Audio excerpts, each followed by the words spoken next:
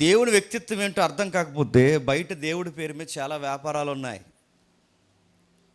దేవుడి పేరు మీద దేవుడు అని చెప్పే వ్యాపారాలు ఉన్నాయి. దేవుడికి నేను రికమెండేషన్ చేస్తానని చెప్పి దేవుడి తరపున రికమెండెడ్ క్యాండిడేట్స్గా ఉన్న నిలబడిన కొంతమంది వ్యాపారాలు చేస్తున్నారు.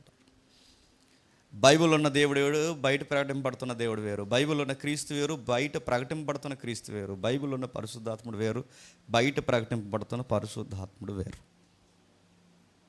ఆ దేవుడి గురించి తెలుసుకోవడానికి మనం ఎన్నో నిగూఢమైన సత్యాలు దర్యాప్తు చేస్తూ సైంటిఫిక్గా, హిస్టారికల్గా, లాజికల్గా, అపోలజిటిక్గా అన్ని కోణాల్లో మనం ఆలోచిస్తూ కొన్ని వారాలుగా మనం ధ్యానిస్తూ ముందుకు వస్తున్నాం. ఆ వారాలుగా ధ్యానిస్తున్న దాంట్లో అసలు ఏంటి దేవుడు అన్నప్పుడు ఆయన గురించి ఆయనకి లక్షణాలు ఉన్నాయి. ఆయన నిత్యుడై ఉన్నాడు, అక్షయుడై ఉన్నాడు, అందనంత ఎత్తులో ఉన్నాడు. ఆయన ఎప్పటికీ మనం చేర్చుకోలేము, క్షమించండి, ఆయన దగ్గరికి మనం చేరుకోలేము. కానీ ఆయన మనకు అర్థమయ్యే రీతిలో కొన్ని కమ్యూనికేబుల్ యాట్రిబ్యూట్స్ ఏర్పాటు చేశాడు మనకి. ఆయన కొన్ని లక్షణాలు ఉన్నాయి, ఎవరికీ పంచడు, కానీ ఎవరికీ పంచని కొన్ని లక్షణాలు ఉన్నాయి, కానీ కొన్ని పంచే లక్షణాలు ఉన్నాయి. అందులో ప్రేమించే లక్షణం, కోపించే లక్షణం, దేశించే లక్షణం. ఇలాంటి లక్షణాలు దేవుడు మనలో పెట్టి మనతో కమ్యూనికేట్ అవ్వాలనుకున్నాడు. అదే ఆయన గుణగణాలు, అదే ఆయన స్వరూపం. తన పోలిక యందు, తన స్వరూపమందు, తన పోలిక చొప్పున నరులను దేవుడు తయారు చేసిన బైబిల్ సెలవిస్తున్నాడు. తన పోలిక అంటే ఏంటి? ఆయన ప్రేమిస్తాడు, మనలో ప్రేమించే లక్షణం ఉంది. ఆయన ద్వేషిస్తాడు, మనలో ద్వేషించే లక్షణం ఉంది. ఆయన కోపపడతాడు, మనలో కోపపడే లక్షణాలు ఉన్నాయి. ఇవి కమ్యూనికేబుల్, అంటే దేవుణ్ణి మనలో నుంచి ఎక్స్పోజ్ చేస్తున్నాయి. క్షమించండి, దేవుని గుణ లక్షణాన్ని మనలో నుండి ఎక్స్పోజ్ చేస్తుంది అన్నమాట. ఇలా మాట్లాడుకుంటూ వస్తే ఇంకా ఏంటి దేవుడు అనగానే ఆ దేవుని తత్వంలో ఏముందంటే వ్యక్తిత్వాలు ఉన్నాయి. దేవుడు అనే సింగిల్ పదం మనకు అలా కనబడుతున్నా ఆ దేవుడు అనే సింగిల్ వర్డ్లో బహుళత్వం ఉంది. దేవుడు అనే పదం నీకు ఆ సౌండ్గా సృష్టికర్త, సర్వోన్నతుడు, పరిపాలకుడు ఇలాంటి అర్థాలు మనకు వచ్చిన దేవుడు అన్న దగ్గర మరొక నిలువెత్తు అర్థం ఉంది, దేవత్వం. దేవత్వములు అనకూడదు, గుర్తుపెట్టుకోండి. దేవత్వములు అనకూడదు, దైవతత్వం, దేవత్వము. ఆ దేవత్వం అనే ఆ పదంలో వ్యక్తిత్వాలు ఉన్నాయి. దేవుడు అనే పదం సింగిల్ కనబడుతున్నా, ఓ ఇశ్రాయేలు ఇనుము, నీ దేవుడైన యెహోవా అద్వితీయుడు అనే పదంలో ఏంటి దేవుడు అని జూమ్ చేస్తే ఆ అద్వితీయుడనే ఆ పదంలో దేవత్వం అనే ఒక పదం ఉంది. ఆ పదం లోపలికి మనం చొచ్చుకుపోతే మనకు కనబడుతున్నది వ్యక్తిత్వాలు కనబడుతుంది. ఆ వ్యక్తిత్వాలను అర్థం చేసుకోవడంలో క్రైస్తవులు కొన్ని విఫలమైపోయిన మనుష్యుల దుర్బోధలు ఉన్నాయని గతించిన కాలం మనం చూసాం. అందులో ఒక్కడే దేవుడు అన్న దాంట్లో ఆయనే ఈయన, ఈయనే ఆయన, 3 వేషాలు వేశాడని వన్నెస్ అనే ఒక సిద్ధాంతం తీసుకొచ్చారు. ఆ వన్నెస్సిజాన్ని ఫాలో అయ్యేదే పెంతెకొస్తు బ్యాక్గ్రౌండ్. రెండవది, లేదు ఆయన ఆయనే, ఈయన ఈయనే, ఈయన ఈయనే అని చెప్పి ఈ ముగ్గురిని ఎలా వివరించాలో తెలియక కేటగిరీ ఇచ్చారు. పెద్ద ఆయన, రెండోది కుమారుడు, మూడోది చెప్పండి పరిశుద్ధాత్మ. అంటే ఈ కేటగిరీ ఇలా ఇవ్వకూడదు, ఎలా ఇవ్వాలి గుర్తుపెట్టుకోండి. తండ్రి, కుమారుడు, పరిశుద్ధాత్మ అంటే ఈక్వల్. కానీ వీళ్ళు ఎలా ఇచ్చారంటే కేటగిరీ ఇచ్చారు. తండ్రి, సెకండ్ కేటగిరీ కుమారుడు, థర్డ్ కేటగిరీ చెప్పండి. ఇలా ఇవ్వకూడదు, అది తప్పు. అది ఎందుకంటే ఒకవేళ ముగ్గురు దేవుళ్ళు అయితే బైబులు విగ్రహారాధన లాంటి బయట కొన్ని ఆరాధనలోనే బహుదేవత ఆరాధనకి పీటేసినట్టు అవుతుంది. ఎందుకంటే మనకు ముగ్గురు దేవుళ్ళు లేరు, చెప్పండి, ఒక్కడే దేవుడు ఉన్నాడు. ఆ దేవుళ్ళో గుర్తుపెట్టుకోండి, జాగ్రత్తగా వినలేదు, అందరికీ అర్థం కాదు. ఎందుకంటే ఆయన్ని బయలుపరుచుకున్న వాళ్ళకి అర్థం అవుద్ది. మన చిన్నప్పటి నుంచి, మన పుట్టక ముందు నుంచి, సంఘ చరిత్రలో ఉద్భవించిన కాడి నుంచి ఈ ట్రినిటీ సబ్జెక్ట్ మాట్లాడుకుంటున్నారు. అది అందరికి ఎక్కదు, అర్థమయ్యే వాళ్ళకి అర్థమవుతుంది. ఆ దేవుడు ఏమై ఉన్నాడంటే ఆయన ఒక్కడే దేవుడు, అద్వితీయుడు. అద్వితీయుడు అంటే ఇంకా ఆయన లాంటి మరొక దైవత్వం లేదు, ఆయనలాగా వెలసిల్లిన మరొక దైవత్వం లేదు. ఆ దైవత్వంలో గాడ్ హెడ్ అన్నాం. దాని పదం ఏంటంటే దేవత్వము. దేవత్వం అంటే దేవత్వములో వ్యక్తిత్వాలు ఉన్నాయి. అంటే ఒక్కడే కాదు, దేవుడు అన్న దాంట్లో 3 వ్యక్తిత్వాలు ఉన్నాయి. అంటే ఒక్కడే దైవంగా పిలువబడుతున్న ఆయన, బాగా ఒక్కడే దైవంగా పిలువబడుతున్న ఆయన 3 వ్యక్తిత్వాలతో ఉన్నాడు. కానీ ఒక్కడే దేవుడు అంటున్న వారిలో ఉన్న లోపం ఏంటంటే, క్లారిటీ ఉండాలి. ఒక్కడే దేవుడు అంటున్న లోపం ఏంటంటే ఆయన ఈయనగా మారి ఈయనే పరిశుద్ధాత్ముడిగా మారి నాటకాలు వేసాడంటారు. అంటే ఆ పదం ఉపయోగించకపోయినా. ఇక కొంతమంది ఏం చేస్తారంటే మనకి ముగ్గురు దేవుళ్ళు అని చెప్పి పెద్ద దేవుడు, చిన్న దేవుడు, ఇంకా చిన్న దేవుడు అని కేటగిరిస్తారు. ఇది మరీ దుర్బోధ. ఇవన్నీ మనం గతించిన తరగతుల్లో మాట్లాడుకున్నాం. అలా మాట్లాడుకుంటూ ఆ త్రిత్వ బోధంలో మోడలిజం ఎలా వచ్చింది, వన్నెసిజం ఎలా వచ్చింది, దేవుణ్ణి క్రియేట్ చేసిన పదాలు మనం ఎందుకు వాడకూడదు, ఇవన్నీ మాట్లాడుకుంటూ వచ్చి సంఘం వీటన్నిటిని వ్యతిరేకించిందని మాట్లాడుకున్నాం. ఇప్పుడు మనం ఆలోచించబోయే పదం ఒకసారి మనం చూద్దాం. ఇంకా మనం చూడాల్సిన పదాలు ఒక్కసారి దేవుని దైవత్వంలో, అంటే దేవుని వ్యక్తిత్వంలో బహుళత్వం ఉందనడానికి మరొకసారి పునరాలోచన చేద్దాం. మన పాత విషయాలు ఒకసారి జ్ఞప్తికి తెచ్చుకుంటూ మనం ముందుకెళ్దాం. చూద్దాం ఒకసారి ఆది కాండము 17వ అధ్యాయం. ఆది కాండము 17వ అధ్యాయం 7వ వచనం. అబ్రహాము 99 ఏండ్ల వాడైనప్పుడు యెహోవా అతనికి ప్రత్యక్షమై, నేను సర్వశక్తి గల దేవుడను, నా సన్నిధిలో నడుచుచు నిందారహితుడివై ఉండుము. అబ్రహాంతో దేవుడు బయలుపరుచుకుంటున్నాడు, పరిచయం చేసుకుంటున్నాడు. ఏమని పరిచయం చేసుకుంటున్నాడు అంటే ఆయన ఒక మాట అంటున్నాడు, నేను సర్వశక్తి గల దేవుడిని. దాని పదమే సర్వాధికారి.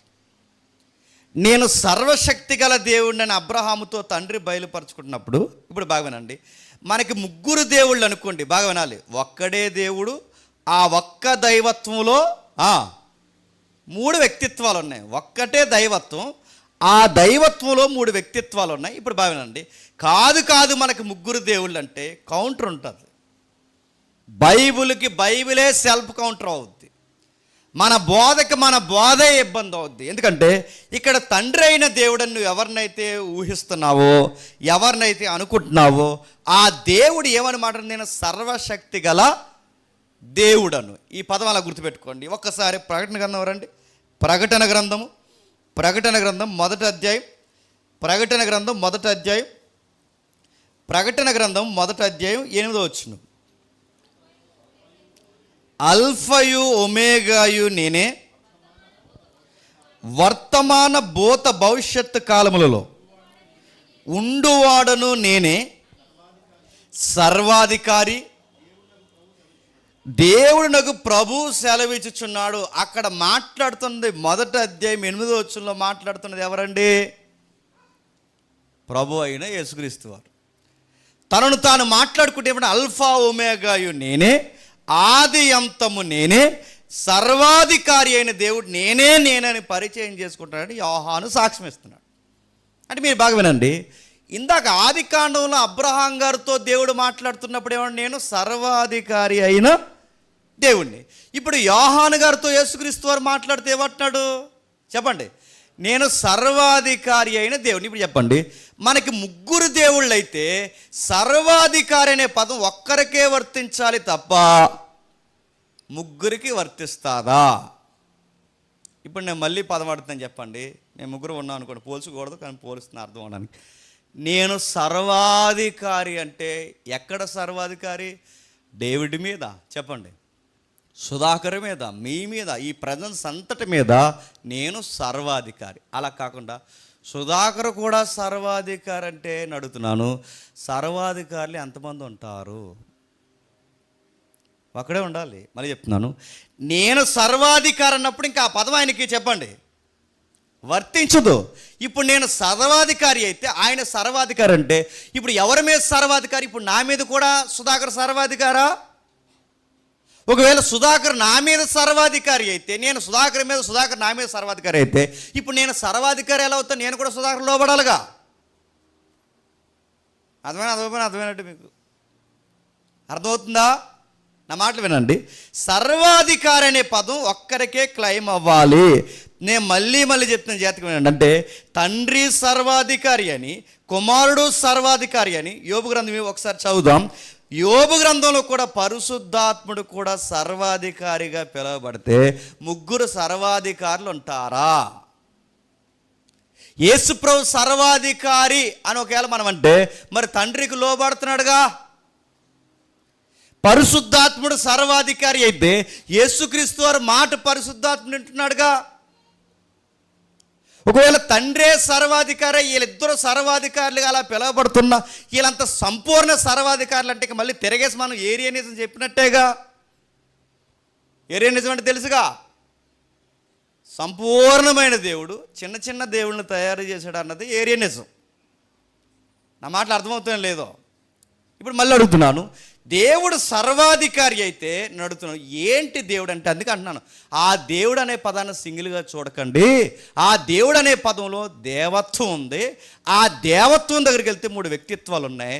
ఈ 3 వ్యక్తిత్వాల కలయికే దేవత్వం. ఈ దేవత్వానికి వాడిన పదమే చెప్పండి సర్వాధికారం. అంటే ఈ సర్వాధికారం అనే పదం ఈ 3 వ్యక్తిత్వాలతో కలిసి ఉంది కనుక ఈ వ్యక్తిత్వానికి వర్తిస్తుంది చెప్పండి, ఈ వ్యక్తిత్వానికి వర్తిస్తుంది చెప్పండి, 3వ వ్యక్తిత్వానికి వర్తిస్తుంది. అంటే దేవుడు అన్న దాంట్లో బహుళత్వంలో ఏకత్వం ఉంది.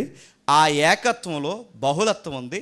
ఈ సర్వాధికారి అయిన సర్వజ్ఞాని అయిన ఈ పదం 3కి వర్తిస్తాయి.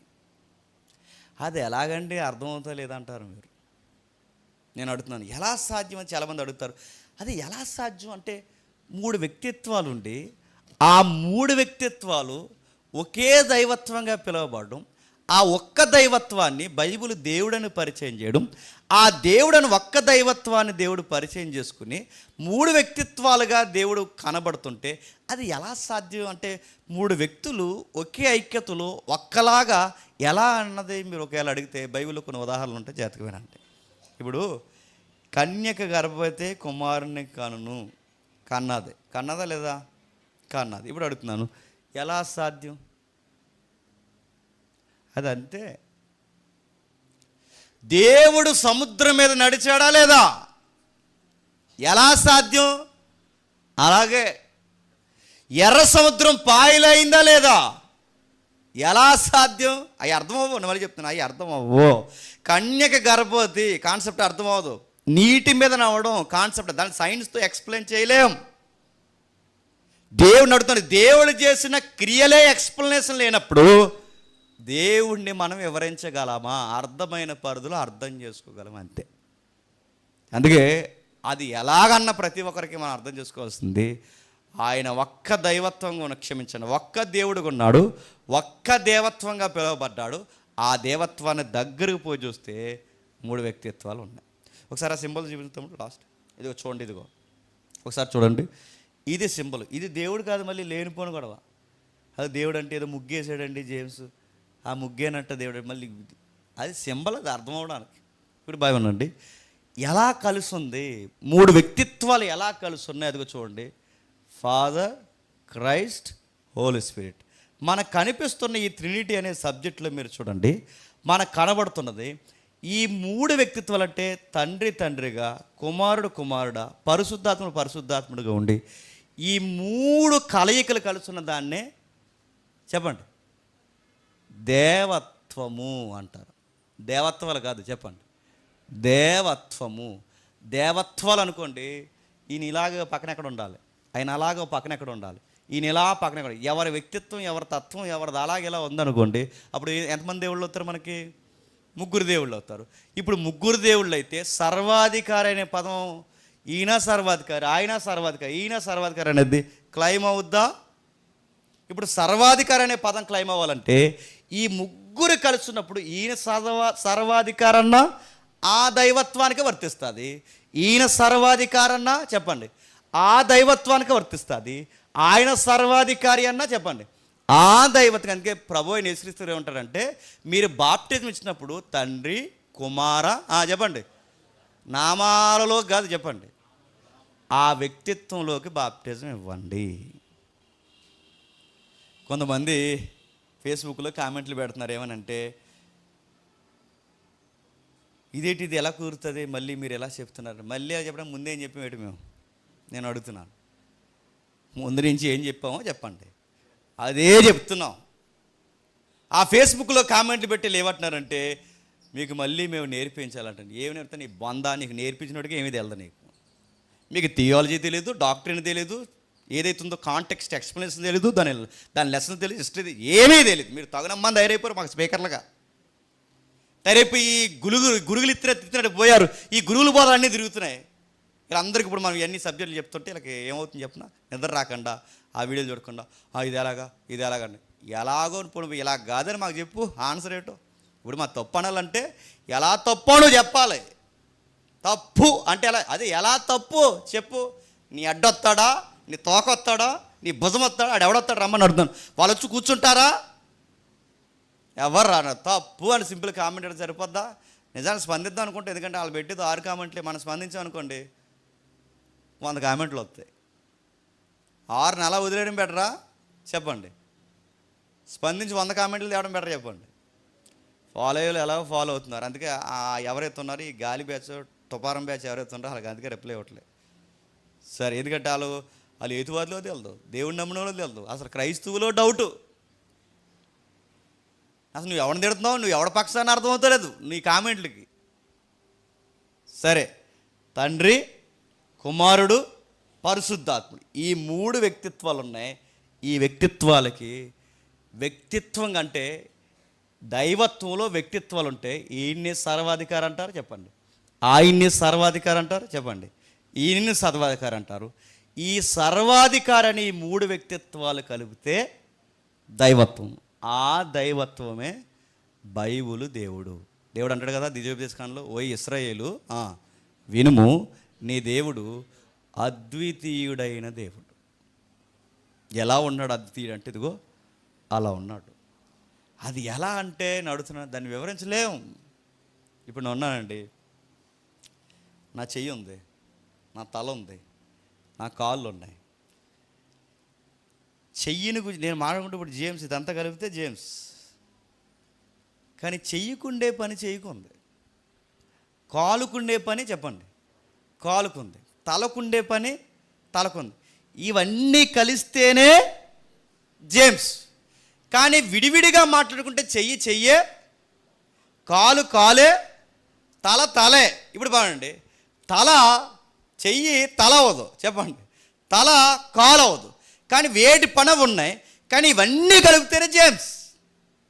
అలాగే చెయ్యిగా, కాలు కాలుగా, తల తలగా ఎలాగైతుందో కుమారుడు కుమారుడిగా, పరిశుద్ధాత్ముడుగా, తండ్రిగా ఉన్నాడు. కానీ ఇదంతా కలిస్తేనే చెప్పండి దేవుడు. మళ్ళీ గొడవ, ఆయన అంటే తండ్రి కాలవడు, కాలు తలవదు, తల చేయవదు. ఇవి ఏ పాత్రలు అవే, కానీ ఇవన్నీ కలిస్తేనే చెప్పండి దేవుడు. అదే దేవత్వము.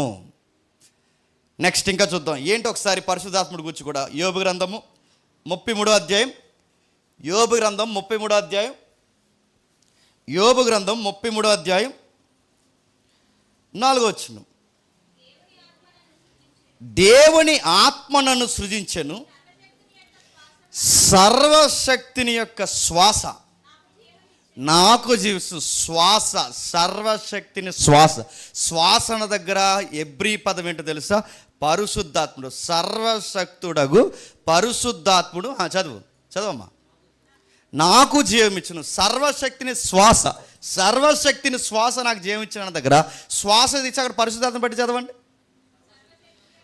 సర్వశక్తిని యొక్క పరిశుద్ధాత్ముడు నాకు జీవించిన, సర్వశక్తి అయిన పరిశుద్ధాత్ముడు నాకు జీవం ఇచ్చిన. అంటే సర్వాధికారి అనే పదం తండ్రికి ఉంది, సర్వాధికారి అనే పదం చెప్పండి కుమారుడికి ఉంది, సర్వాధికారి అనే పదం చెప్పండి పరిశుద్ధాత్ముడికి ఉంది.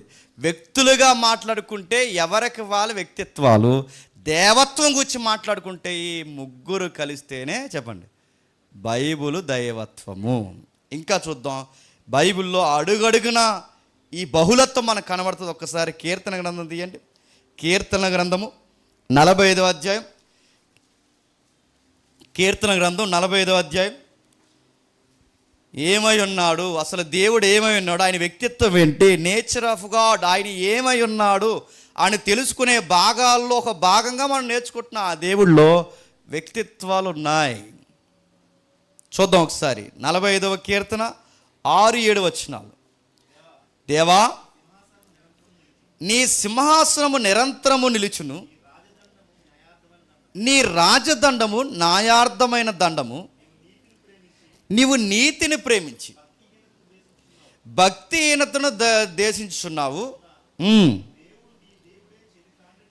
దేవుడు నీ దేవుడే నీ చెనికాండ్ల కన్నా ఎచ్చగునట్లుగా నిన్ను ఆనంద తైలముతో అభిషేకించి. ఇప్పుడు చెప్పండి, దావీదు గారు రాస్తూ ఆయన ఏమంటున్నాడంటే, దేవుడు నీ దేవుడే, బాగుండు దేవా, నీ సింహాసన నిరంతరము నిలుచును, నీ రాజదండం న్యాయార్థమైన దండము, నువ్వు నీతిని ప్రేమించి భక్తిహీనతను దేశించుచున్నావు. కావున దేవుడు నీ దేవుడే నీ చెలికాండ్ల కంటే ఎచ్చగునట్లు నిన్ను ఆనంద తైలంతో అభిషేకించు. ఇప్పుడు చెప్పండి, దావీదు గారు అంటున్నారు, దేవా నీ సింహాసనము నిరంతరం ఉంది. ఇక్కడ దావీదు గారు ఎవరిని దేవా అంటున్నాడు?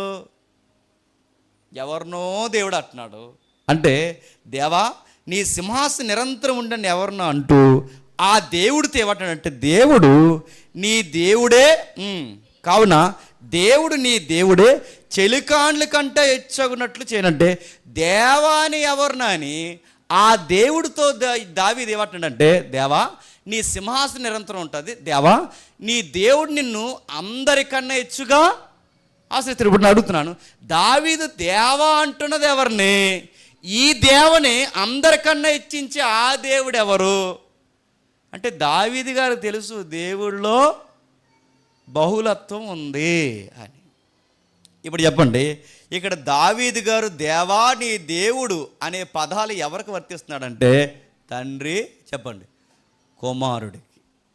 అందుకే ప్రభు అయిన యేసుక్రీస్తు వారు చూచాయిగా ఉన్న ఆయన్ని, అంటే అదృశ్యంగా ఉన్న ఆయన్ని, కనబడకుండా ఉన్న ఆయన్ని, ఆ రోజుల్లో ఆ ఉనికిలో ఉన్న ఆయన్ని దావీదు ఏమంటున్నాడంటే, ఇదిగో దేవా నీ సింహాసనం నిరంతరం ఉంటుంది, నీ దేవుడు అందరికన్నా నిన్ను ఆశ్రయిస్తాడంటే, ఈ దేవుడిని ఆ దేవుడి కోసం మాట్లాడుతూ ఈ ఇద్దరు దేవుళ్ళ యొక్క ప్రస్తావన మనం తీసుకొచ్చాం. ఆయన దేవుడే, ఈయన దేవుడే, కానీ దేవత్వం విషయంకి వచ్చేసరికి ఒకే, చెప్పండి, వ్యక్తిత్వంలో ఉన్నారు. ఇంకా చూద్దాం ఒకసారి, ఇంకా చూద్దాం. ఎబ్రీలు రాసిన పత్రిక ఇదే మాట అక్కడ కోట్ చేస్తాడు చూడండి. ఎబ్రీలు రాసిన పత్రిక 1వ అధ్యాయం 8వ వచనం. ఎబ్రీలు రాసిన పత్రిక 1వ అధ్యాయం 8వ వచనం. తన దూతలను వాయువులుగాను తన సేవకులను అగ్నిజ్వాలలుగా చేసి, క్షమించండి, కోరాహు కుమారులు అగ్నిజ్వాలలుగాను చేసుకునివాడు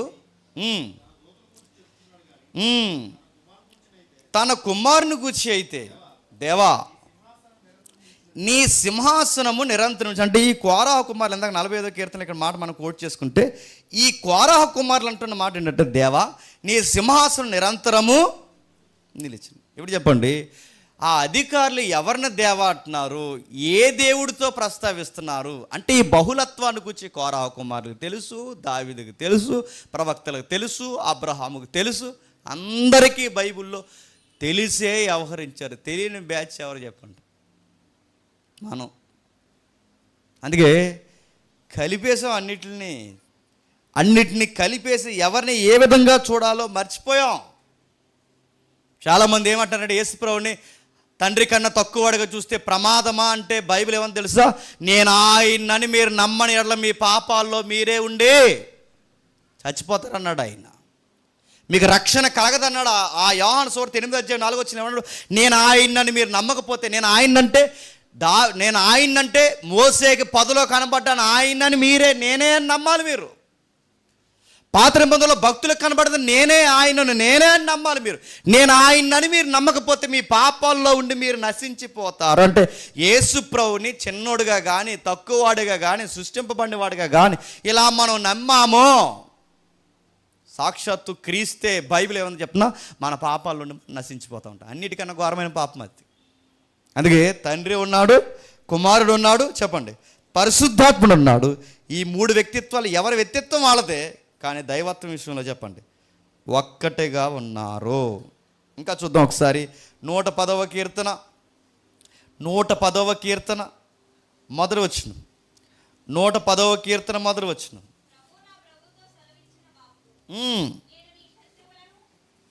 ప్రభు నా ప్రభుతో సెలవిచ్చిన వాక్కు నేను నీ శత్రువులను నీ పాదములకు పీఠముగా చేయి వరకు నా కుడి పార్శ్వమున కూర్చుండుమని యెహోవా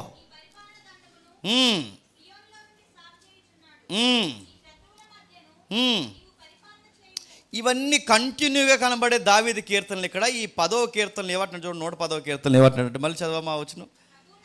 ప్రభు నా ప్రభుతో సెలవిచ్చిన వాక్కు. అంటే దావీదు గారు ఎంతమంది ప్రభువులు అంటున్నాడు? ప్రభు నా ప్రభుతో అంటే దావీదు గారికి ప్రభు అయిన యేసుక్రీస్తు వారు తెలుసు, దావీదు గారికి ప్రభు అయిన యెహోవాయు తెలుసు. అందుకే నా ప్రభుతో ఏమంటున్నాడంటే, నీ శత్రువులు నీ పాదపీఠముల కింద తండ్రి ఉంచేంత వరకు నువ్వు పరిపాలన చేయమని నా ప్రభువుతో చెప్పండి ప్రభు చెబుతున్నాడు. అంటే తండ్రి అయిన దేవుడు కుమారుడైన దేవుడితో పరిపాలన చెయ్యని చెబుతున్నాడు అన్నట్టు తన కీర్తనలో వివరిస్తున్నాడు. అది మనకు అర్థమయ్యేలా మాట్లాడుతున్నాడు. ఇంకా అర్థం కావాలంటే ఇదే మాట ప్రభు క్లైమ్ చేశాడు చూడండి ఒకసారి. 22 మత్తయి సువార్త త్వరగానే ముగిద్దాం. మత్తయి సువార్త 22వ అధ్యాయం 41వ వచనం. మత్తయి సువార్త 22వ అధ్యాయం 41వ వచనం. ఒకప్పుడు పరిసయ్యులు కూడి ఉండగా యేసుక్రీస్తు వారు వారిని చూసి క్రీస్తుని గూర్చి మీకేమి తోచుచున్నది, ఆయన ఎవరు కుమారుడని అడిగాను. దావీదు కుమారుడని చెప్పాను. అందుకు ఆయన, అలాగైతే నేను నీ శత్రువులను నీ పాదపీఠముల కింద ఉంచు వరకు నీవు నా కుడి పార్శ్వమున కూర్చుండమని నా ప్రభుతో చెప్పును. దావీదు గారు కుమారుడు క్రీస్తు అయితే ప్రభు అడుగుతున్న ప్రశ్న, మీరు క్రీస్తు ఎవరు అనుకుంటున్నారని ఆ రోజు సమకాలీన పరిసయ్యులను సమాజాన్ని అడిగితే వాళ్ళు తిరుగులేని మాట అనుకున్న వాళ్ళు ఏమన్నారంటే దావీదు కుమారుడు మెస్సయ్య అన్నారు. ఎవరు? పరిసయ్యులు, శాస్త్రులు, మొదటి శతాబ్దం ప్రజలు. అలా ఎప్పుడైతే అన్నారో ప్రభు అన్నాడు, ఒకవేళ దావీదు కుమారుడే క్రీస్తు అయితే దావీదే ఏమన్నాడు? నా ప్రభువుతో సెలవిచ్చినది ఏమనగా, దావీదు కుమారుడు క్రీస్తు అయితే క్రీస్తుని దావీదు ఏమంటున్నాడంట? నా కొడుకుతో దేవుడు ఏమన్నాడంటే అన్నాడా? నా క్రీస్తుతో ఏమన్నాడంటే అని ఊరుకున్నాడు. ఏమన్నాడు చెప్పండి? ప్రభు అయిన యేసుక్రీస్తు వారిని ప్రభు అంటే నా ప్రభువుతో అంటున్నాడు. దాని అర్థం ఏంటో తెలుసా? తండ్రి అయిన దేవుడిని ఎలాగైతే ప్రభువుగా కొనియాడుతున్నాడో కుమారుడైన దేవుడిని కూడా అలాగే చెప్పండి దావీదు కొనియాడుతున్నాడు. ఇప్పుడు చెప్పండి, ప్రభు అయిన యేసుక్రీస్తు వారు మరీ కుమారుడు కాదు, ప్రభు అయిన యేసుక్రీస్తు వారు దావీదు కుమారుడు కాదు, గట్టి మాట్లాడుకుంటే ప్రభు అయిన యేసుక్రీస్తు వారు అబ్రహాం కుమారుడు కాదు, ఇంకా గట్టిగా మాట్లాడుకుంటే ప్రభు అయిన యేసుక్రీస్తు వారు దేవుడికి పుట్టినోడు కాదు. ఆయన దేవుడితో సమానుడు, దేవుడితో నిత్యుడు, దేవుడు వ్యక్తిత్వం ఉన్నవాడు, దైవత్వంలో భాగమైన వాడు, ప్రభువుతో ప్రభువై ఉన్నవాడు. ఆ మాటలు అర్థమవుతున్నాయా? అలాంటి ఆయన్ని ఆది నుంచి గ్రంథం ఏమైనా సెలవిస్తుందంటే ఆయన ఉన్నాడు. ఇప్పటికిప్పుడు మరీ గర్భం రాలేదు ఆయన. ఇప్పటికిప్పుడు పరలోకంలోకి ఆయన తయారు చేస్తే బాగుంటుందని తండ్రి దేవుడు తయారు చేయలేదు ఆయన్ని. పరిశుద్ధాత్ముడు ఇంకొక ఆయన 3-3 ఉంటే బాగుంటుందని తయారు చేయబడుతూ వచ్చిన వాళ్ళు కాదు వీళ్ళు. వీళ్ళ బైబుల్ నుంచి 3 వ్యక్తిత్వాలు తారసపడుతూనే వచ్చాయి. అది బైబిల్ ఘోషిస్తుంది. ఇంకా ఎక్కడెక్కడున్నా ఒకసారి చూద్దాం, తెలిసిన ఒకసారి జ్ఞాపకం చేసుకుందాం. ఆది కాండం తీయండి. ఆది కాండము 16వ అధ్యాయం. బై హార్ట్ అయిపోయి రెఫరెన్స్ అండి మీకు. ఆది కాండం 16వ అధ్యాయం 7వ వచనం. యెహోవా దూత అరణ్యములో నీటి బుగ్గ యొద్ద అనగా ఆమెను కనుగొని, సారాయి దాసి అయిన ఆగరు, ఎక్కడి నుండి వచ్చిదివి, ఎక్కడికి వెళుతున్నావని అడిగినందుకు అది నా యజమానులైన సారా యొద్ద నుండి పారిపోచున్నాను. మనకు తెలుసు కదా, ఈ సంసారం కూడా తీసుకొచ్చింది శారమ్మే, సలహా ఇచ్చింది శారమ్మే. తీరా ప్రెగ్నెంట్ అయిపోయిన తర్వాత ఆ ప్రెగ్నెంట్ని, ఆ కనిని పిల్లోడిని చూడలేకపోతుంది శారమ్మే. అని సలహాలు ఇచ్చింది ఈవిడ, గొడవడేసింది ఈవిడ. ఎవరో చెప్పండి? శారమ్మ. ఈ శారమ్మ చేసిన పనికి అమ్మాయి నలిగిపోయింది. ఎవరు? హాగరు. నలిగిపోయి బయటకు వచ్చింది, బాధపడుతుంది. ఆ బాధపడుతుంది ఎక్కడుండి వచ్చావంటే చెప్తుంది, నా యజమానురాలైన శారాయి నన్ను చాలా ఇబ్బంది పెట్టింది, అక్కడి నుంచి పారిపోయానంటే ఆ 7వ వచనంలో యెహోవా దూతతో ఆగర మాట్లాడుతుంది. అప్పుడు ఆ యెహోవా దూత ఏమంటుందంట, అలా మాట్లాడుతూ 9వ వచనంలో అప్పుడు యెహోవా దూత నీ యజమానుల యొద్దకు తిరిగి వెళ్ళి ఆమె చేతి కింద అణిగిమణిగి ఉండమని దానితో చెప్పాను. మరియు యెహోవా దూత నీ సంతానం నిశ్చయముగా విస్తరింపచేసేదను, అది లెక్కింప వీలైనంత విస్తారమగునని దాంతో చెప్పాను. మరియు యెహోవా దూత ఇదిగో యెహోవా నీ మొరను విను. ఇప్పుడు బాగానండి, యెహోవా దూత అంటుంది ఏమని, ఇదిగో యెహోవా నీ మొర విను. అంటే యెహోవా దూత అంటుంది ఏమని, నీ ఏడుపు యెహోవా విన్నాడు. ఇది క్లారిటీగా, యెహోవా దూత అంటుంది ఏమని, నీ మొర యెహోవా విన్నాడు. ఇదే దూత ఏమంటుంది, యెహోవా నీ మొర విన్నాడు, నీ సంతానాన్ని యెహోవా ఆశీర్వదిస్తాడన్నాడా? ఆ దూత ఏమన్నాడు, నీ సంతానాన్ని ఆశీర్వదిస్తాను, విస్తరింపజేస్తాను అన్నాడా? చెప్పండి. ఆ యెహోవా దూతే అంటున్నాడు ఏమని, నేను సంతానాన్ని ఆశీర్వదిస్తాను, ఎందుకంటే నేను విన్నాను. చెప్పండి, యెహోవా విన్నాడు. యెహోవా దూతనైనా నేను విన్నాను. చెప్పండి, నేను వినడమే కాదు, తండ్రి అయిన దేవుడు అంటే ఒక్కరింటే వాళ్ళ ముగ్గురు వింటున్నట్టు కనబడుతుంది. ఇప్పుడు ఆ దూతని ఆగరు ఏమంటుందో ఒకసారి మీరు చూడండి 13వ వచనంలో. అది అంటే ఆగరు చూచుచున్న దేవుడవు నీవే అని పేరు పెట్టి తనతో మాట్లాడిన యెహోవాకు పేరు పెట్టెను. అనగా నన్ను చూసిన వాడిని నేను ఇక్కడే చూసిద్దరే కాదే అని. ఇప్పుడు చెప్పండి, తనతో మాట్లాడింది ఎవరండి? 7వ వచనంలో యెహోవా దూత. ఆ యెహోవా దూతతో ఏమంటుంది, చూచుచున్న దేవుడవు నీవే. ఇప్పుడు చెప్పండి, ఆ దూతను ఆగరేమంటుంది చెప్పండి, చూచుచున్న దేవుడవు నీవే, నాతో మాట్లాడిన దేవుడు నీవంటే యెహోవా దూతతో సాక్షాత్తు ఆగరేమంటుందంటే చూచుచున్న దేవుడవు నీవే. అంటే ఆ యెహోవా దూత ఏమంటాడంటే నేనే కాదు, చెప్పండి, నీ మొర యెహోవా కూడా చూశాడు. అంటే యెహోవా చూశాడు, యెహోవా దూత చూశాడు. ఇప్పుడు ఈ 2 విషయాల్లో ఆగరు ఏమంటుందంటే ఆ చూచుచున్న దేవుడు ఎవరో కానీ నేను చూస్తున్న దేవుడిని నేను చూశాను, ఆ దేవుడవు నీవే అంత. ఇప్పుడు బాగానండి, ఆగరమ్మకి ఏం తెలుసండి, ఈజిప్ట్ నుంచి వచ్చింది, ఆ పిల్లకి ఏం తెలుసు, పని పిల్లకి. ఆ పని పిల్ల స్టేట్మెంట్లు మీరు సీరియస్గా తీసేసుకుంటారని ఎవడో అడుగుతాడు, వంకర ప్రశ్న అడగడా? అడుగుతాను, ఆగర స్టేట్మెంట్ మీరు సీరియస్గా తీసేసుకుంటారా? ఆగర అంటే ఆగర కాలకు అర్థమైంది, అలా అనేసింది. ఆగర మాట మీరు తీసేసుకుంటారా అంటారు వీళ్ళు. అక్కడ ఆగర మాట తప్పు కాదు, ఆగర కరెక్ట్గానే పలుకుతుందని ఆతరు అంటున్నాడు. ఎవరు చెప్పండి? మోసే. ఇప్పుడు చెప్పండి, ఆదికాండ రాసింది ఎవరు చెప్పండి? మోసే. ఆగర మాటను స్థిరపరుస్తుంది ఎవరు చెప్పండి? మోసే. ఆ మోసే ద్వారా ఈ మాటను రాయించింది ఎవరు చెప్పండి? పరిశుద్ధాత్మ. అందుకే రాస్తున్నాడు ఏమంటాడు చూడండి, చూస్తున్న దేవుడవు నీవే అని పేరు తనతో మాట్లాడిన యెహోవాకు అనగా యెహోవా దూతకి పేరు పెట్టిన అనగా నన్ను చూసిన వాడిని నేను ఇక్కడే చూసిద్దనే కదా. ఇప్పుడు చెప్పండి, ఇందాక నుంచి అధ్యాయం మొదటి నుంచి ఆవిడ చూస్తూ మాట్లాడుతున్నది ఎవరితో? యెహోవా దూతతో. అడుగుతున్నాను, యెహోవా అయిన తండ్రి అయిన దేవుడు కనబడతాడా? చెప్పండి. ఒకవేళ కనబడిందా నడుతున్నాను, ఈవిడ మాట్లాడుతుంది యెహోవా దూతతో కాదు యెహోవాతో అయితే, అంటే ఆగరు తండ్రి అయిన దేవుడిని చూసిందా? మోసే చూడలేదు.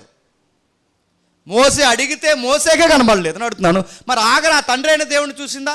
ఆగర స్వయంగా అంటుంది ఏమని, నేను ఎవరిని చూశానో, ఎవరితో మాట్లాడానో, ఆ చూసి విన్న మాట్లాడిన ఆయన నువ్వే చూస్తున్న దేవుడవు అని ఎవరికి పేరెడుతుంది చెప్పండి? ఆ దూతకు పేరెడుతుంది. ఆ మాట నిజమే అని స్థిరపరుస్తుంది ఎవరు చెప్పండి? మోసే స్థిరపరుస్తున్నాడు, గ్రంథం స్థిరపరుస్తుంది. లేదండి మోసే గారు అయితే అలా అనుండండి అంటే ఈ మోసే కనబడిన క్షమించండి ఈ ఆగర కనబడిన ఈ యెహోవా దూతే మోసేకి కూడా కనబడ్డాడు. ఎక్కడ? ఒకసారి తీయండి,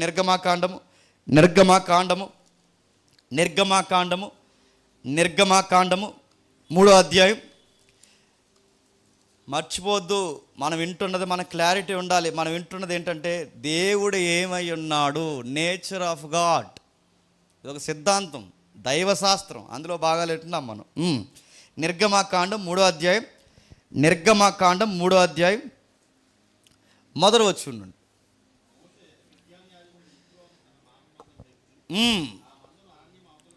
ఆ మందను అరణ్యం అవతలకు తోడుకొని పోయెను.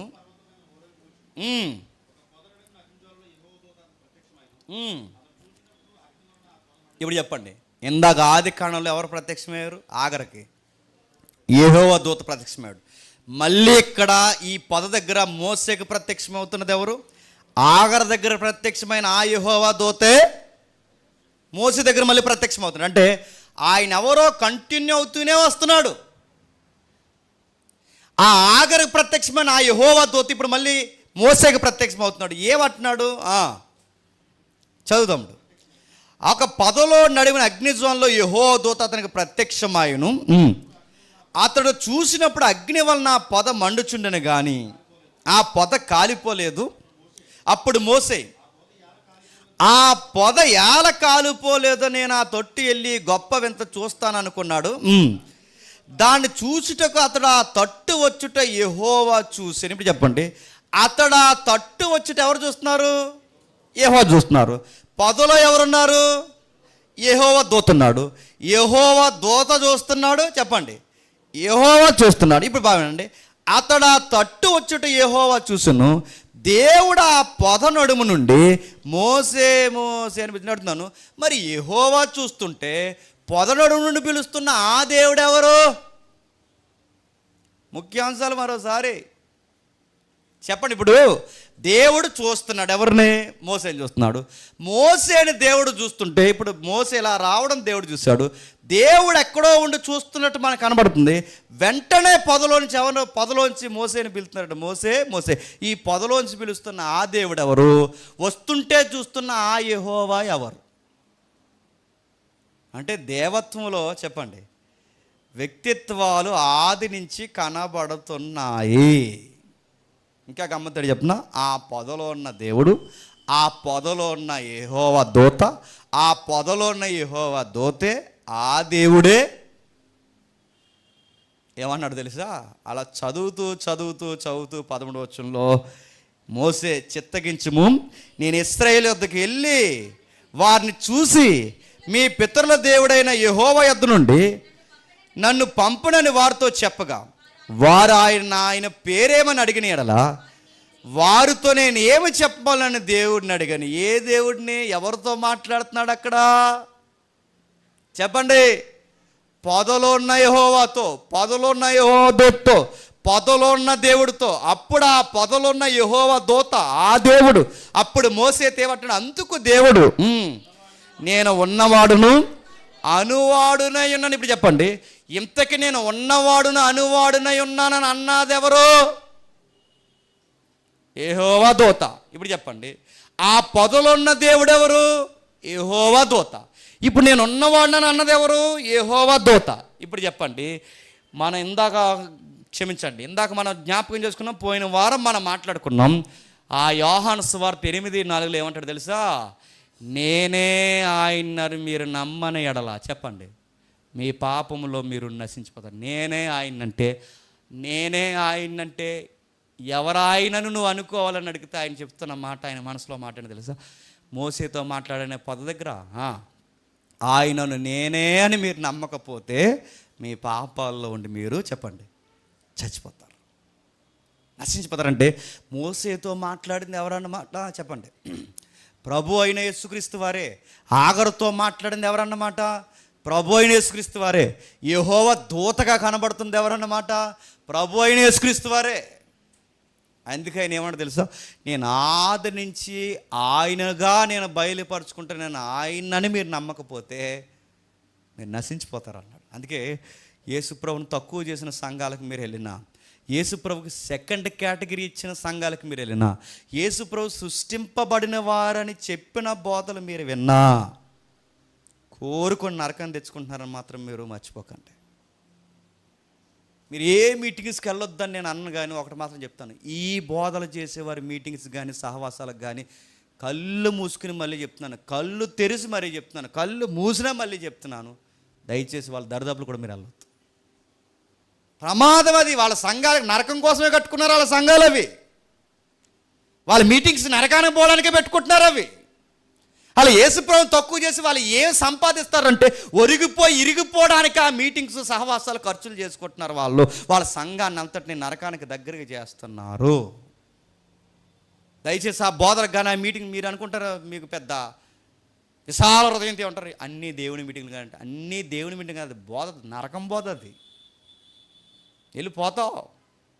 మళ్ళీ చెప్తున్నాను, వన్నెస్ అంటే మోడలిజం జోలికి పోయినా, మళ్ళీ చెప్తున్నాను ఏరియనిజం జోలికి పోయినా, యేసుప్రభు సృష్టింపబడినవాడని ఈ పిల్ల శాఖల బోధల జోలికి మీరు పోయినా కుంపడి తెచ్చుకుని నెత్తిమీ పెట్టుకుంటున్నారు. ఈ దేవుడి వ్యక్తిత్వం, ఈ నేచర్ ఏంటో మీకు తెలియకపోతే ప్రమాదంలో పడతారు. మాకు బోధించిన వాళ్ళు చాలామంది అలాగే బోధించారు, వాళ్ళకి చెప్పినా బుర్రలకు ఎక్కట్లేదు. నాకు అప్పుడప్పుడు అనిపిస్తుంది మళ్ళీ ఇంకోసారి బాప్టైజం తీసుకుంటే బాగున్నాను. ఈ డాక్టర్ని మీద క్లారిటీ లేని వాళ్ళలో సహవాసం ఒకప్పుడు నేను ఉన్నాను. అది నాకు భయం వేస్తుంది. మళ్ళీ ఒకసారి బాప్టైజం తీసుకుంటే మంచిది. నాకే అనిపిస్తుంది అంటే మీరేమైపోలండి, తొప్పలే ఇంకా చెప్పండి. ఇంత వింటున్నప్పుడు అడుగుతున్నాను, ఆయన ఏమై ఉన్నాడు, క్రీస్తు ఏమై ఉన్నాడు ఎందుకో నాకు తెలియదు. కానీ బైబిల్ చదువుతున్న కాలం నుండి కూడా అది ఆత్మ కలిగించిన ఐక్యత ఏంటి నాకు తెలియదు. కానీ యేసుప్రభుని తక్కువ చేస్తానని మనసు ఒప్పుకునేది కాదండి. తండ్రి కన్నా చిన్నోడన్నా మనసు ఒప్పుకుని. నా ఫ్రెండ్ ఒకడు ఉండేవాడు మహేష్, ఇప్పుడు సిఐ. అప్పుడు ఖురాన్ బోధలు వినడానికి వెళ్ళేవాడు. వాడు అలాగే యేసుప్రభుని చాలా తక్కువగా, అంటే వాళ్ళన్న బోధన బట్టి అలా మాట్లాడేవాడు. వాడు అలా మాట్లాడితే తట్టుకోలేకపోయేది నా మనసు. నా దగ్గర ఎక్స్ప్లెనేషన్ లేదు, కానీ నా మనసు ఒప్పుకునేది కాదు. నాకు తెలిసినంత పరిధిలో నేను వాదించేవాడిని. ఒక రోజు కాడ అన్నాడు, చదువుకుంటూ అన్న మంచి మాట అంటాడు, ఆత్మ ఆడికి జ్ఞానోదయం కలిగించిందని అనుకుంటాను. ఆడేమంటాడంటే, అరే జేమ్స్ నీకో మాట చెప్పాలి, అంత గొప్ప యోహాను ఆయన చెప్పుల వారు ఇప్పుటకై నేను యోగ్యను కానని అంటున్నాడంటే ఆయన ఏదో ఉందరా అన్నట్టు. ఏదో ఉందరా మనం ఇంకా నేర్చుకోవాల్సింది. ఆ మాటలు మీకు అర్థమవుతుంది లేదు. మన దేవుడు ఏమై ఉన్నాడో మనకు తెలియాలి, ఆయన వ్యక్తిత్వాలు ఏంటో మనకు తెలియాలి, ఆ దేవుడు గురించి బైబిల్ ఏం చెప్తుందో తెలియాలి, ఆది నుంచి తనను తాను ఎలా ప్రత్యక్షపరచుకున్నాడో మనకు తెలియాలి. అందులో భాగంగా మనకు తెలుస్తుంది 3 వ్యక్తిత్వాలతో కనబడుతూనే దైవత్వం మనకి వినబడుతూనే ఉంది. ఇంకా ముగిద్దాం. ఇంకా ఎక్కడుందో ఒకసారి మనం చూద్దాం. కొరింథీయులకు రాసిన మొదటి పత్రిక, అపోస్తలుడైన పౌలు కొరింథీయులకు రాసిన మొదటి పత్రిక, అపోస్తలుడైన పౌలు కొరింథీయులకు రాసిన మొదటి పత్రిక 5వ వచనం నుంచి చదువుదాం. 10వ అధ్యాయం 5వ వచనం నుండి. 10వ అధ్యాయం 5వ వచనం నుండి. అయితే వారిలో ఎక్కువ మంది దేవునికి ఇష్టలుగా ఉండకపోయారు కనుక అరణ్యంలో సంహరింపడి. ఈ కేస్ స్టడీ ఎక్కడదంటే అరణ్యంలోది. ఎక్కడది? 40 సంవత్సరాలు అరణ్యంలో నడిచారుగా ఎవరు? ఇశ్రాయేల్. ఆ అరణ్యంలో నడిచిన వాళ్ళ గురించి మోసే, క్షమించండి, పౌలు మాట్లాడితే ఏమంటే అరణ్యంలో కొంతమంది రాలిపోయారు. ఆ రాలిపోయిన వారు ఎందుకు రాలిపోయారని ఆ పాత నిబంధన విషయాలు పౌలు గారు ఎత్తు రాస్తూ ఆయన ఏమంటున్నాడంటే, అయితే వారిలో ఎక్కువ మంది దేవునికి ఇష్టలుగా ఉండకపోయారు కనుక అరణ్యములో సంహరింపబడది. వారు ఆశించిన ప్రకారం మనం చెడ్డవాటిని ఆశింపకున్నట్లు ఈ సంగతిలో మనకు దృష్టాంతములుగా ఉన్నవి. జనులు తినుచు త్రాగుచు కూర్చుండి ఆడుటకు లేచిరి అని రాయబడి ఉన్నట్లు వారిలో కొందరి వలె మీరు విగ్రహారాధకులై ఉండకడి, మరియు వారి వలె మనం వ్యభిచరింపక ఇందుము.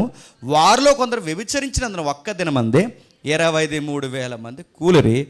మనము ప్రభువును శోధింపక ఇందుము. వారిలో కొందరు ప్రభువును శోధించి సర్పము వలన నశించిపోయారు. ఇప్పుడు చెప్పండి, తండ్రి మీదకి తిరగబడ్డారు. బాగా వినండి, తండ్రి మీద తిరగబడ్డారు, యెహోవా మీద తిరగబడ్డారు, అందుకే వాళ్ళు నశించిపోయారన్నది ఒక బోధ.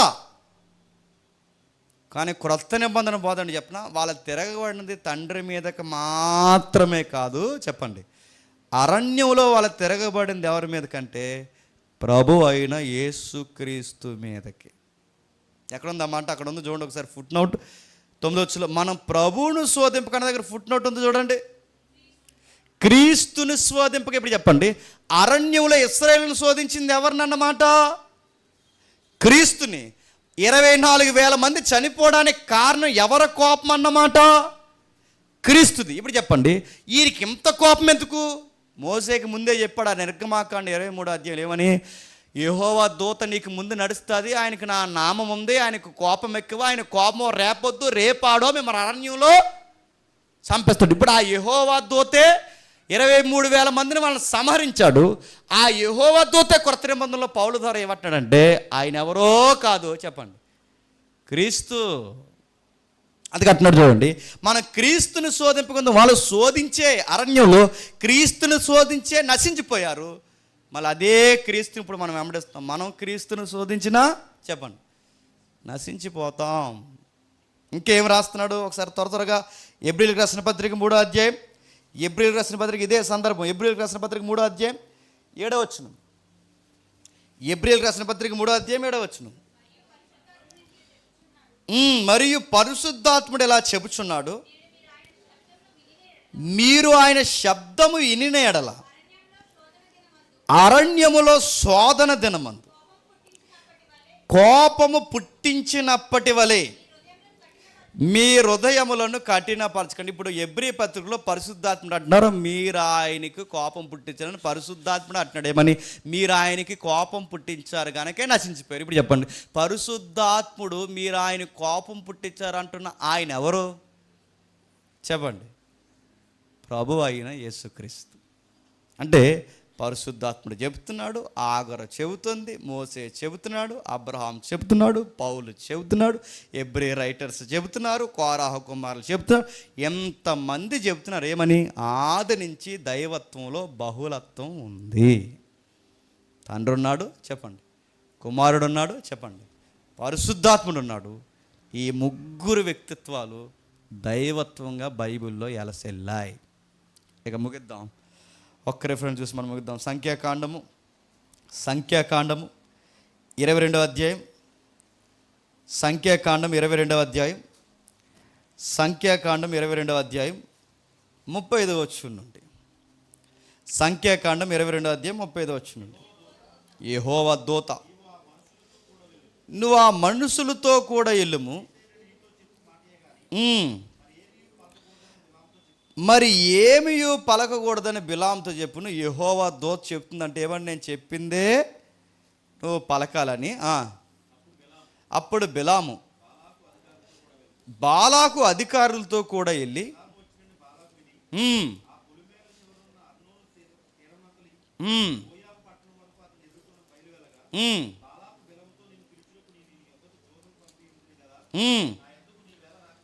నా యొద్దకు నువ్వు వేళ రాకపోతివి, ఇదిగో నీ యొద్దకు నేను వచ్చి తిని,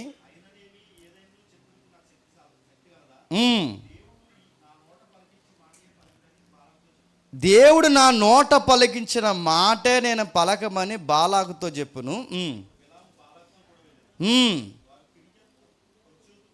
అని చెబుతూ 38 అందుకు బిలాము, ఇదిగో నీ యొద్దకు వచ్చింది, ఆయన ఏదైనా చెప్పుటకు నాకు శక్తి కలదా? దేవుడు నా నోట పలికించిన మాటయే పలుకుదునని బాలాకుతో చెప్పాను. ఇప్పుడు చెప్పండి, యెహోవా దూత అందంట ఏమని? నువ్వు ఆ మనుషునితో కూడా వెళ్ళము, అయితే నేను నీతో చెప్పు మాటయే కానీ మరి ఏమియో పలకొద్దు. ఇప్పుడు చెప్పండి, 38 ఏమంటున్నాడు?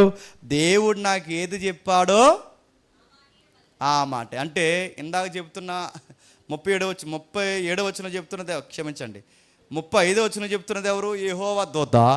38లో బిలాం అంటున్నది ఎవరిని? ఆ యెహోవా దూతనే. దేవుడు నాతో పలికించిన మాట నేను చెప్తాను అంటే బిలాము కూడా తెలుసు యెహోవా దూత అన్నా, యెహోవా అన్నా, దేవుడు అన్నా, చెప్పండి, ఒక్కటే స్టాండింగ్ అని. కానీ మనకి ఇన్ని చదివినా మనకు అర్థం అవ్వట్లేదు. అందుకే మీకు చాలాసార్లు చెప్పాను నేను, లాస్ట్ టైం కూడా. ఆ యెషయా గ్రంథం 63వ అధ్యాయంలో కూడా మనకు కనబడుతుంది. ఆ 9వ వచనం నుండి, అరణ్యములో ఆయన్ని శోధించకండి, శోధించి నశించిపోయారు అని పరిశుద్ధాత్ముడు, కుమారుడు, తండ్రితత్వం ఏవైతున్నావో ఈ 3 వ్యక్తిత్వాలు 63వ అధ్యాయంలో కనబడతాయి. ఇవన్నీ పురస్కరించుకునే పౌలు ఏమంటాడంటే ఫిలిప్పీ పత్రికలో రాస్తున్నాడు. చూడండి ఒకసారి ముగిద్దాం. ఫిలిప్పీలకు రాసిన పత్రిక 2వ అధ్యాయం. ఫిలిప్పీలకు రాసిన పత్రిక 2వ అధ్యాయం 5వ వచనం. ఫిలిప్పీలకు రాసిన పత్రిక 2వ అధ్యాయం 5వ వచనం. క్రీస్తు యేసునకు కలిగిన ఈ మనసును మీరును కలిగి ఉండుడి, ఆయన దేవుని స్వరూపం కలిగి ఉండి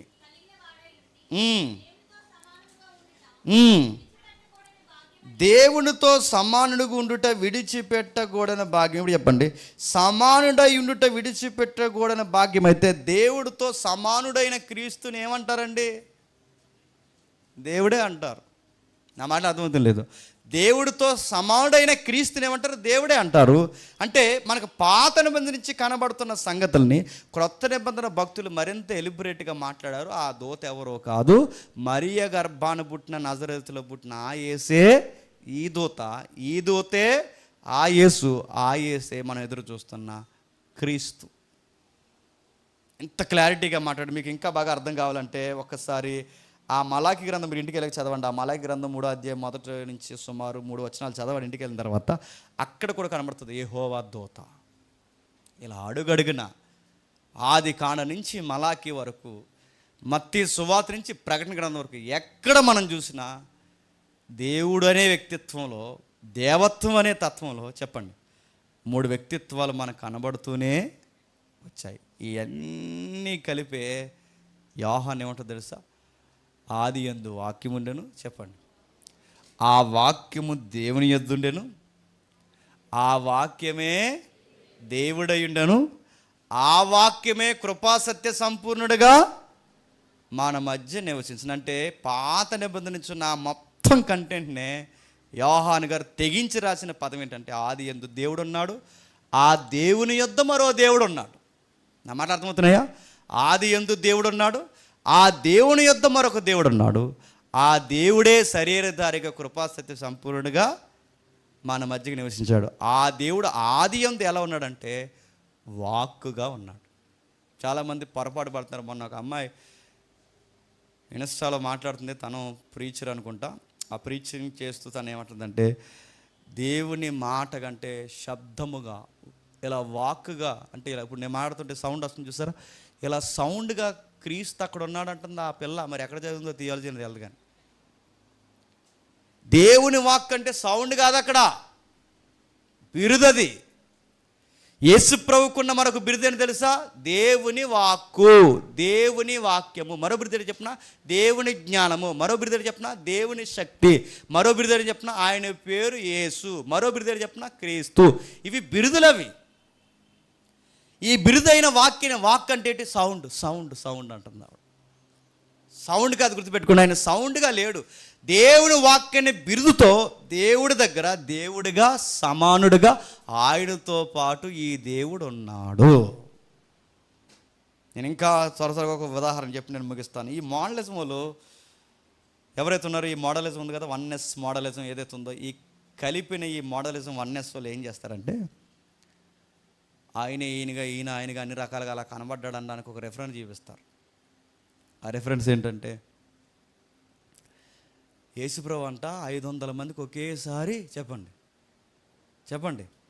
500 మందికి ఒకేసారి కనబడ్డాడు. 500 మందికి ఒకేసారి కనబడ్డాడంటే తండ్రిగా కనబడగలడు, చెప్పండి, కుమారుడిగా కనబడగలడు, చెప్పండి, పరిశుద్ధాత్మను కనబడగలడు. అందుకే 500 మందికి 500 చోట్ల 500 రకాలుగా ఒకేసారి కనబడ్డారంటే ఇది ఇప్పుడు కాదు, ఎప్పటి నుంచో ఉంది. ఇది మోడలిజం ఇది ఉపయోగిస్తుంది. కానీ గమ్మత్తని చెప్పిన 500 మందికి ఒకేసారి కనబడ్డాడంటే 500 మంది 500 చోట్ల ఉన్నారని కాదు.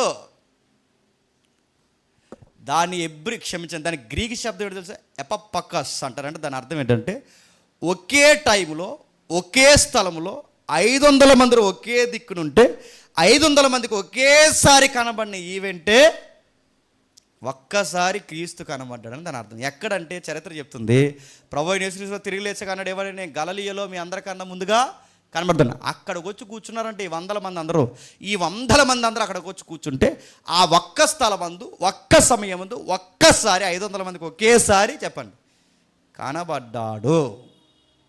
దాని మూలం. అందుకే ఆ గ్రీకులో ఎఫపకస్ అనే దానికి అక్కడ రాస్తున్నది ఏమని రాస్తారంటే all together at the same time అనే మీనింగ్ వచ్చి గ్రీక్ వర్డ్ వాడాడు అక్కడ. అంటే ఒకే టైం ఒకే ప్లేస్లో ఒకేసారి వాళ్ళకు కనబడ్డాడు. దాన్నే గ్రీకులో ఎఫపకస్ అంటారు.